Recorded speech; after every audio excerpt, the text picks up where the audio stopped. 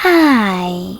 In front of me is XIAOMI Redmi 12C, and today I would like to show you how you can install and apply iOS launcher on this XIAOMI. You need to begin by opening Play Store and clicking on the search bar. Following that, type in iOS launcher. Now you need to get this free app from this developer, and when it's ready, open it. In order to use it, select while using the app and allow in the pop-ups. Then swipe up from the bottom of your screen to tap on Home button.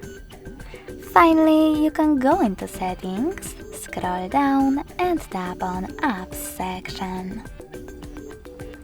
In it, choose Manage Apps. Tap on those three dots at the top right corner and pick Default Apps.